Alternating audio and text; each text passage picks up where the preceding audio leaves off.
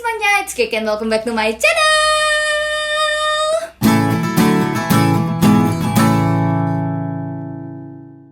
Ini video sebenarnya idenya datang dari ketika aku membaca sebuah hasil riset dari Small Business Administration, di mana katanya 20% usaha kecil itu akan gagal di tahun pertama. Terus habis itu 50% akan bangkrut setelah 5 tahun, dan hanya 30% yang akhirnya mencapai 10 tahun atau lebih gitu. Dan aku sadarin memang ternyata emang nggak mudah, dan menurut orang lain juga nggak mudah, bahkan menurut riset ini juga nggak mudah. Ya itu tadi, emang susah guys, sorry tuh saya emang pasti susah, dan apalagi mungkin ada faktor X yang menyebabkan banyak bisnis itu bangkrut di tahun-tahun awal ya, kayak kebijakan pemerintah, mungkin kayak pandemi, ada bencana apa yang kita tidak duga-duga di luar kemampuan kita sebagai seorang entrepreneurnya. Tapi sebenarnya aku yakin sih ada cara-cara yang bisa kita lakukan, bisa kita usahakan untuk membuat diri kita ini masuk ke persentase yang ketiga tadi, yang 30% bisa akhirnya mencapai 10 tahun atau lebih gitu bisnisnya. Amin. Nah, itu kira-kira apa aja kok dari hasil pengamatan aku dan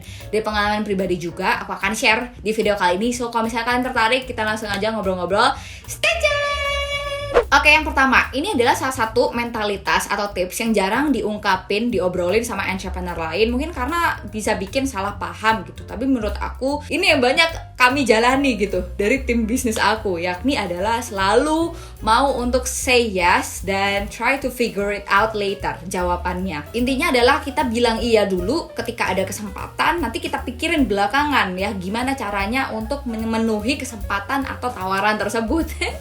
Siapa yang sering mengalami ini pasti kalian akan relate banget sebenarnya, karena terutama ketika kita baru membangun bisnis dan modal kita tuh masih sedikit, kita nggak bisa yang bener-bener idealis guys sometimes. Dan kebetulan bisnis aku tuh juga melakukan hal yang sama. Kalau kalian udah nonton video aku dari zaman dulu mungkin udah paham ya, kita tuh ngalamin pivot berkali-kali karena sebenarnya kita melihat kesempatan mana yang ada dulu dan kita say yes ke kesempatan-kesempatan menurut kita menarik yang banyak manfaatnya daripada mudaratnya. Nah tapi ini juga harus agak terukur sedikit guys, nggak bisa kita kayak bener-bener say yes ke hal-hal yang super duper random atau ternyata lebih banyak mudaratnya.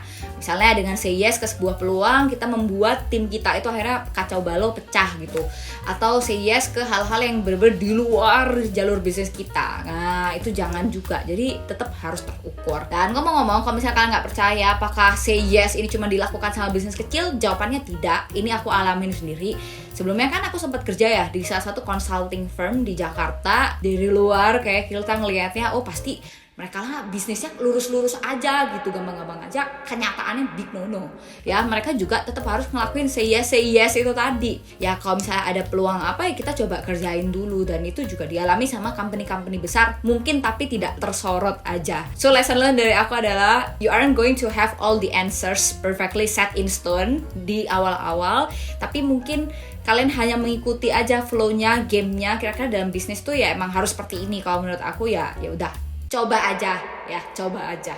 Oke, yang kedua dari aku, ini kalian ya jangan sampai tertipu nih sama sosial media, sama webinar-webinar atau sama motivator-motivator di luaran sana yang ngomong kalau misalnya kalian resign dari kantor, kalian akan mendapatkan fleksibilitas dan kebebasan dalam mengatur waktu kerja kalian dan living out your passion bla bla bla. Jangan dipikir semudah itu ya. Kalau kita bikin bisnis, kita akan nerapin pokoknya harus 9 to 5. Kadangkala bisa, kadangkala juga tidak bisa. Dan dari pengalaman aku nerapin check in check out untuk bisnis itu nggak bisa semudah itu. Dan akhirnya tapi ada solusi. Biasanya kan ada kerjaan kreatif dan ada kerjaan administratif tuh. Nah kalian pisahin aja jam waktunya. Kalau kerjaan kreatif itu biasanya kita punya waktu yang berbeda-beda. Nggak bisa kita adain slot khusus rame-rame semua tim sama. Kayak aku nih jam kreatifnya pagi, terus tim aku yang tim teknis itu jam kreatifnya malam. Ya udah gitu, terserah, yang penting kerjaannya beres. Tapi ada juga kerjaan administratif yang butuh kita itu kayak meeting, balas-balas email, balas-balas WA, itu ya harus ngikutin jam kantoran, biasanya seperti itu. Jadi bisa dipisahkan dengan kayak gitu. Terus kedua, kalian coba list down semua job desk yang harus kalian lakukan setiap harinya. Lalu kalian coba plot job desk tadi itu ke yang namanya prioritization matrix. Nah ini akan ngebantu untuk misahin nih, mana sebenarnya kerjaan yang harus do now, harus kerjain sekarang, mana yang bisa do later atau di schedule aja, mana yang bisa di delegate, dikasih ke tim kita yang lain, mana yang harus di delete aja, nggak perlu dikerjain oleh siapapun. Nah itu kalian coba pisah-pisahkan untuk mempermudah dan mengoptimalkan waktu kalian. Terus yang ketiga dari aku, kalau misalnya dirasa perlu, kalian boleh hire tim, nggak apa-apa banget. Dan mungkin yang harus diperlancar adalah komunikasinya guys. Kadang kalau misalnya kita butuh libur, kita lagi burn out, kita lagi nggak mood, ya harus bisa komunikasikan hal-hal se-vulnerable ini ke tim kita juga. Dan mungkin ngomong-ngomong soal burn out, biar nggak gampang burn out, sebenarnya just be present aja. Pasti kita ada obsesi untuk kontrol dan predik semua hal dalam bisnis kita, tapi kenyataannya itu tidak mungkin dilakukan guys. So stop untuk obses ke hal-hal seperti itu dan just be present dan nikmatin aja prosesnya gitu.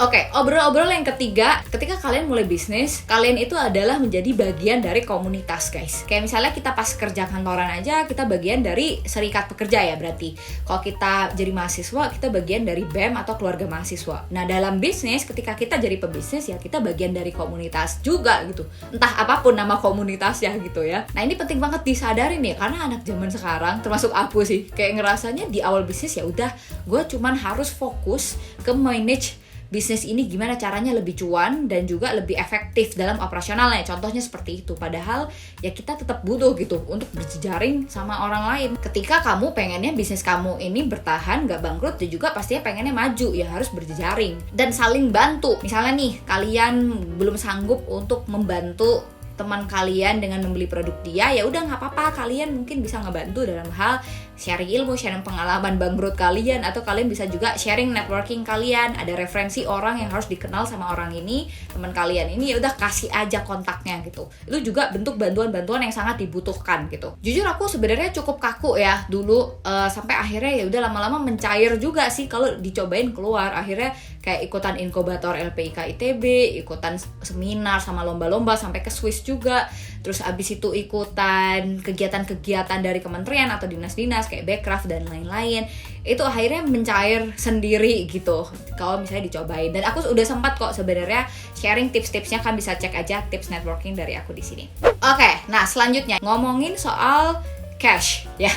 Cash is the king, cash is what matters. Nah untuk menjaga cash flow ini sebenarnya kita butuh sistem ya. Nggak bisa kita cuman hemat-hemat tok ya, bertekad untuk hemat dan cash kita akan aman. Pada kenyataannya kita butuh sistem. Nah kalau misalnya kalian pengen stepping up the game nih, mengatur sistem cash in kalian, terutama mencatat penjualan, sampai mungkin membuat toko online untuk bisnis kalian tanpa perlu ngoding-ngoding lagi. Nah kalian bisa cobain deh aplikasi dari Zendit, yakni yang namanya Zendit Business. Kalian udah pernah denger gak sih? Pasti ya, yang namanya Zendit. Dan yang aku suka dari aplikasi Zendit Business ini, yang membedakan dia dari aplikasi yang lain, menurut aku karena dia di-provide sama Zendit. So obviously ketika kita bikin toko online di sana, kita juga disediakan nih berbagai macam metode pembayaran. Bahkan kalau nggak salah ada lebih dari 20 metode pembayaran yang bisa kalian sediakan untuk customer kalian, sehingga kalian itu bisnisnya jadi lebih fleksibel. Customer kalian mau pakai metode pembayaran apapun di toko online kalian ketika belanja ya bisa gitu, karena kalian bikin toko online-nya di Zendit Business. Nah kalau misalnya kalian tertarik untuk cobain, aku mungkin agak sedikit tutorialin aja. Jadi yang pertama-tama kita langsung coba aja untuk download aplikasi Zendit Business, entah di iOS, di Android.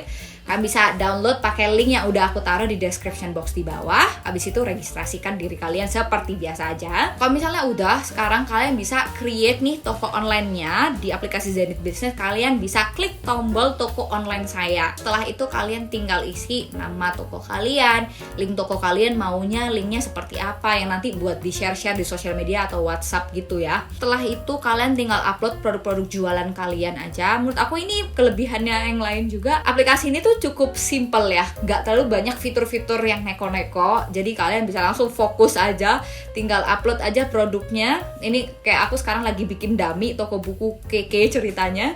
Nah ini aku tinggal upload aja dan cukup cepat sih prosesnya. Yang tadi nggak neko-neko, sangat mudah dipakai untuk kalian yang masih pebisnis pemula kataku. Terus kalian di sini juga bisa edit-edit nih tampilan toko kalian, mau warna apa. Dan ini juga menarik sih. Jadi kita nggak perlu ngoding-ngoding yang aneh-aneh. Kita bisa customize website kita atau toko online kita seperti itu, lebih mudah. Nah sekarang ngobrol-ngobrol soal metode pembayaran. Kalau misalnya kamu udah beres daftar, terus kamu pengen aktivasi si metode pembayaran tadi, sebenarnya kamu tinggal cek aja pengaturan, lalu kamu pilih aktivasi metode pembayaran. Nah di situ kamu akan diminta untuk melengkapi data diri kamu, data bisnis kamu, dan kalau bisa kalian isi secara benar ya, karena ini akan butuh verifikasi sekitar 1-3 harian untuk melihat apakah kalian boleh eligible atau enggak. Tapi harusnya sih gampang sih ya. Setelah kalian udah beres diverifikasi, ya nanti metode pembayarannya akan muncul di toko online-nya kalian. Nah, metode pembayarannya ini sebenarnya ada apa aja? Mungkin tadi aku belum sempat cerita. Jadi udah cukup banyak sih macam-macamnya. Nggak cuman transfer bank aja ya, tapi ada virtual account, ada e-wallet kayak Shopee Pay, OVO, Link aja itu ada di situ. Bahkan bayar lewat Indomart, Alfamart yang kayak gitu-gitu itu ada di sini. Sumpah, ini bakal jadi competitive advantage tersendiri buat toko online kamu karena kamu bisa menyediakan sangat beraneka ragam metode pembayaran, tidak kalah dengan aplikasi yang lain. Terus nih selanjutnya, kalau misalnya nih toko online kamu udah berjalan atau sudah ada mulai penjualan dari tempat lainnya, kalian bisa catat loh penjualan ini di Zendesk Business juga. Nah caranya, kalian tinggal langsung aja nih klik tombol buat order. Nah di situ kalian tinggal masukin tuh mulai dari data pelanggan, dia belinya apa dan berapaan, metode pembayarannya yang mau dia lakukan itu pakai apa.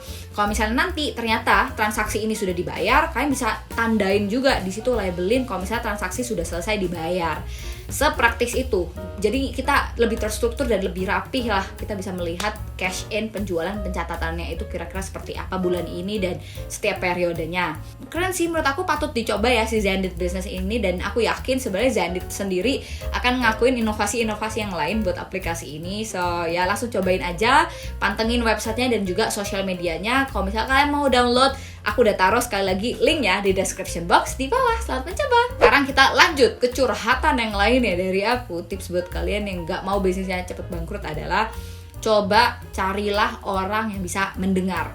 Disinilah butuh kita orang lain, entah orang yang secara profesional maupun secara personal bisa mendengarkan kita. Itu akan sangat membantu untuk mencegah bisnis kita bangkrut loh. Karena kita butuh tempat untuk sharing-sharing ide baru, sharing-sharing, cari-cari feedback soal kepemimpinan kita. Ya yang kayak gitu-gitu lah ya, bahkan mengambil keputusan penting, kadang itu kita juga butuh masukan. Jadi gak apa-apa gitu, cari orang kepercayaan untuk ngebantu kalian. Jadi kalian gak ngerasa sendiri. Dan pastinya of course ya, akan ada masa-masa mendung ya, it's not always gonna be rainbow and butterfly, tapi ya sekali lagi ketika kita punya seseorang di sebelah kita akan sangat membantu. Dan kalau misalnya kita ngerasa down banget, ingatlah kenapa kalian memulai bisnis itu gitu, why-nya, kenapa kalian akhirnya memulai. Semoga itu bisa membuat kalian bisa lebih mudah kembali on track untuk ngerjain bisnis kalian. Aku tahu bisnis itu tidak mudah, makanya aku sengaja bikin video ini. Semoga membantu buat teman-teman yang sekarang lagi baru merintis bisnis. Dan jangan lupa kalau misalnya kalian ngerasa video ini relatable buat kalian, kalian share video ini ke teman-teman kalian. Jangan lupa like dan komen curhatan-curhatan apapun, atau ada ide video apa untuk aku bikin di selanjutnya, kasih tahu di kolom komen di bawah. Terima kasih sekali lagi dan sampai ketemu guys di video selanjutnya. Bye.